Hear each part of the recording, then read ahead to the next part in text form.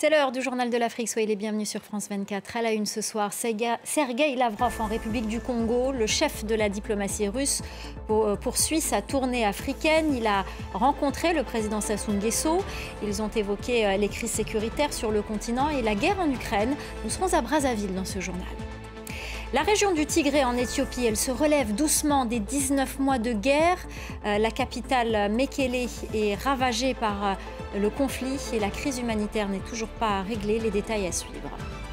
Et puis ce soir, nous allons parler du Rwanda. Le pays a été épinglé par une enquête d'un collectif de journalistes, Forbidden Stories.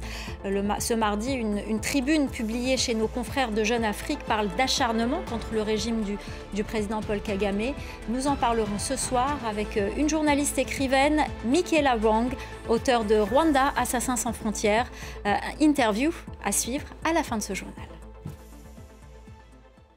Sergueï Lavrov poursuit sa tournée sur le continent africain. Le ministre russe des Affaires étrangères est arrivé en République du Congo pour une visite officielle de 2 jours. Il a rencontré ce mardi le président Denis Sassou Nguesso avec qui il a discuté des perspectives de paix et de stabilité sur le continent. Les explications de Vivas Mambouna. La Libye doit s'unir pour retrouver la paix. C'est la déclaration du ministre russe des Affaires étrangères Sergueï Lavrov au sortir d'un entretien en tête-à-tête avec le président congolais Denis Sassou Nguesso. L'entretien a duré près d'1 heure et demie et s'est déroulé à huis clos. Denis Sassou Nguesso est le président du comité de l'Union africaine sur la Libye. La Russie compte donc sur lui pour faire avancer le dossier libyen. Le plus important pour la Libye maintenant, c'est de trouver les moyens pour unir les forces politiques et de trouver une approche qui assurera le rétablissement du pays. Et je pense que c'est la position qui a été adoptée par l'Union africaine et par le président Sassou Nguesso personnellement en tant que président du comité du haut niveau sur la Libye.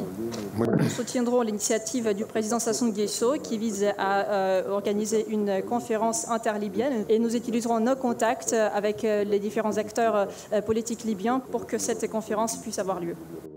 Autre sujet abordé entre les deux hommes, la conférence internationale sur la paix entre la Russie et l'Ukraine. Elle est annoncée pour la mi-juin en Suisse, mais la Russie n'a pas été invitée. Une erreur selon les autorités congolaises.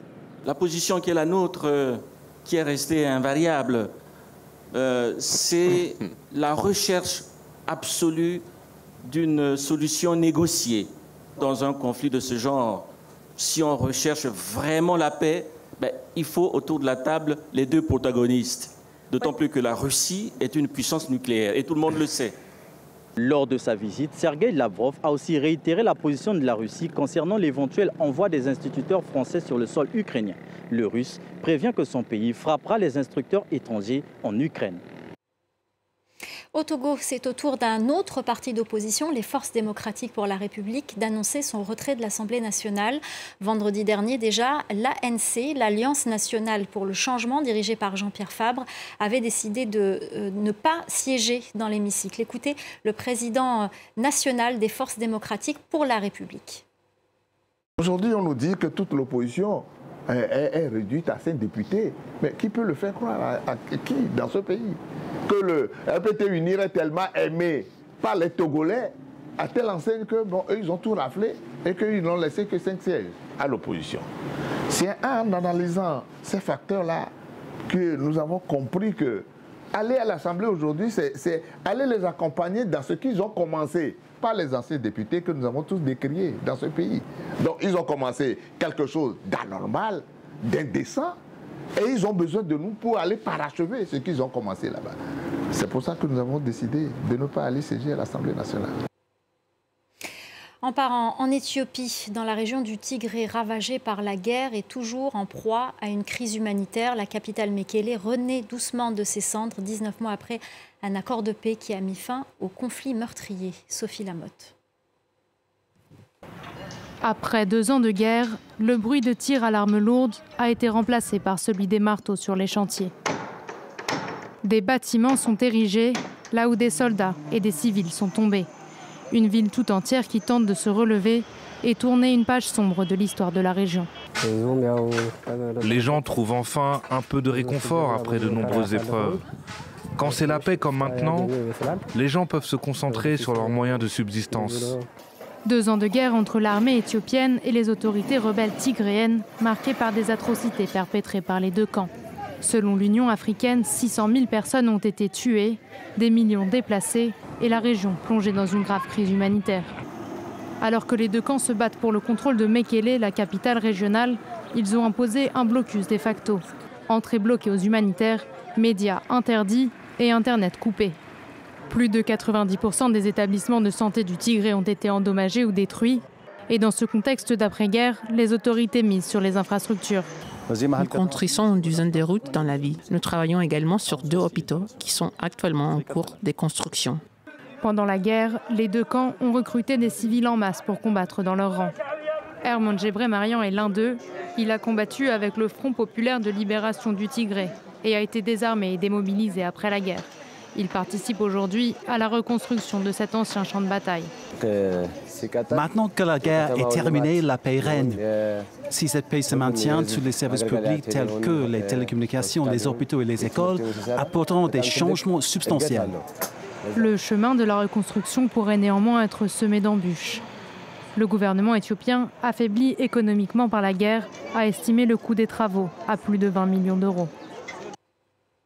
Ce soir, on vous parle du Rwanda. Le 28 mai dernier, un collectif de journalistes Forbidden Stories a publié une enquête, Rwanda Classified, sur la répression menée par les autorités rwandaises contre les opposants au régime du président Paul Kagame.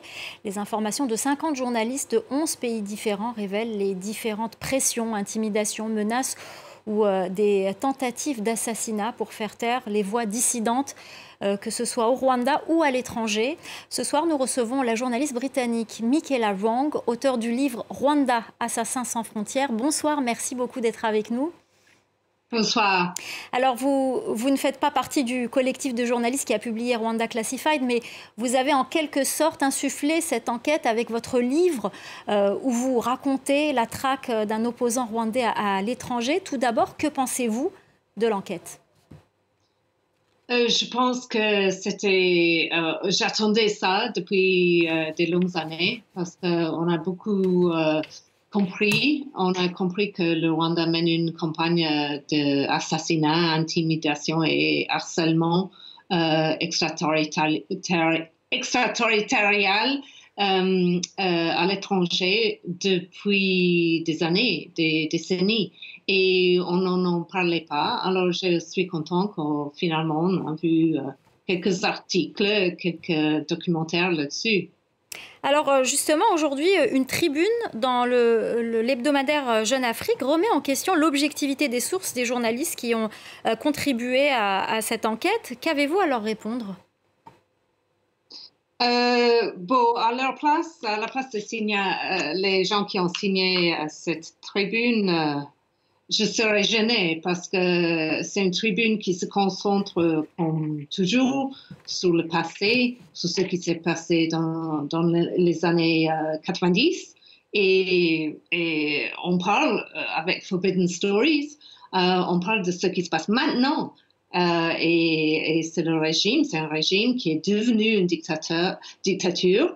Moi, au début, quand j'étais jeune journaliste, moi aussi, j'étais un fan du FPR et ce qu'il faisait parce que je pensais qu'il installait la paix et la reconstruction et j'ai changé d'avis parce qu'eux aussi ils ont changé et je pense que maintenant on parle de ce qui se passe actuellement, ces campagnes d'intimidation, d'assassinat. Et aussi, on parle de ce qui se passe au Congo, où il y a le mouvement 23 qui est soutenu. On sait bien que c'est soutenu, payé, équipé par les Rwandais et que ça fait beaucoup de...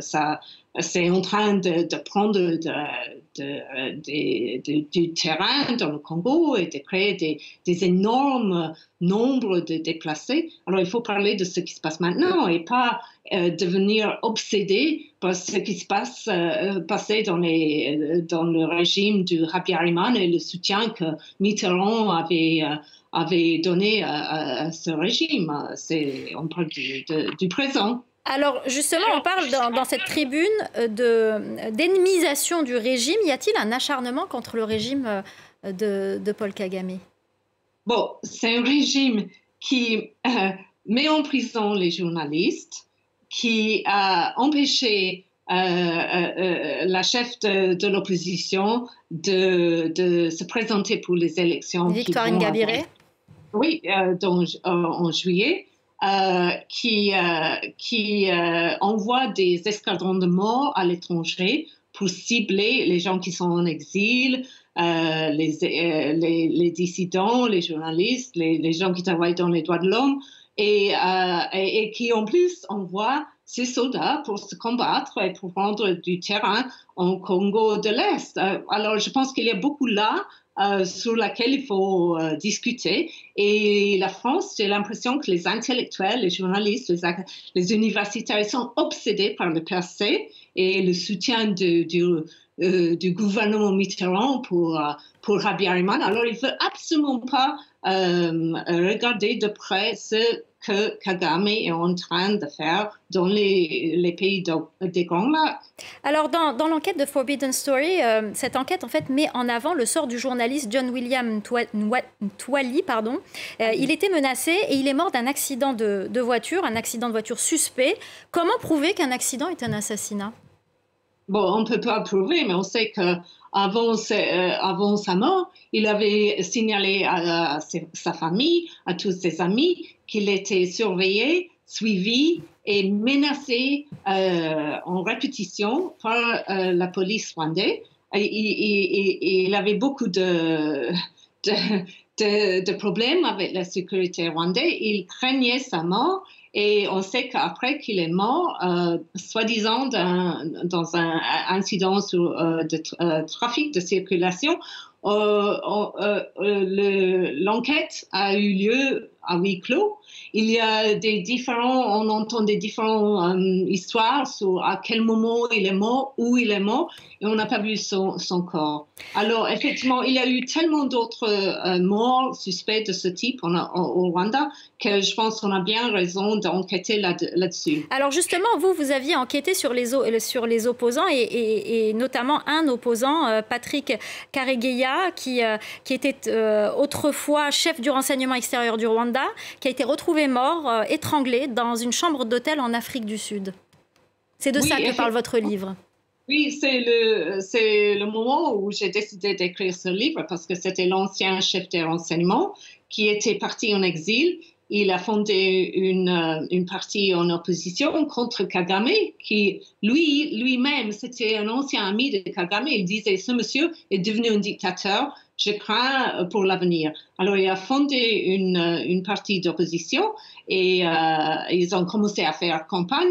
Et après, on a envoyé un escadron de morts et il est étranglé dans cette chambre à Johannesburg. Et moi, je pense que c'est bizarre, mais je trouve qu'en France, on ne parle jamais de cet assassinat et tous les autres assassinats, tous les autres meurtres qu'on a vus parmi les dissidents rwandais, les journalistes rwandais, les gens qui travaillaient dans les droits de l'homme, qui sont partis du pays, on n'en parle jamais en France. Je trouve que c'est très bizarre. Alors pourquoi, à votre avis, certains pays, notamment de l'Occident, ne parlent pas de cet aspect du Rwanda? C'est parce que les Rwandais, ils sont très malins et Kagame sait comment se rendre utile. Et maintenant, actuellement, il a son armée. Et au Mozambique, où on sait qu'il y a une installation de Total de gaz liquéfié qui a été menacé dans le passé par un groupe rebelle djihadiste. Et la France est très reconnaissante envers Kagame pour avoir réglé ce problème. Et alors, à cause de ça, on ne veut rien dire à son égard, on ne veut pas discuter de son bilan au niveau des droits de l'homme. On comprend parfaitement. Merci beaucoup, Michaela Wong. Je rappelle que vous êtes auteur du livre Rwanda, assassin sans frontières. Merci beaucoup pour votre décryptage. Et je rappelle que notre antenne est ouverte aux autorités rwandaises si elles souhaitent s'exprimer. C'est la fin du Journal de l'Afrique. Restez avec nous, l'info continue sur France 24.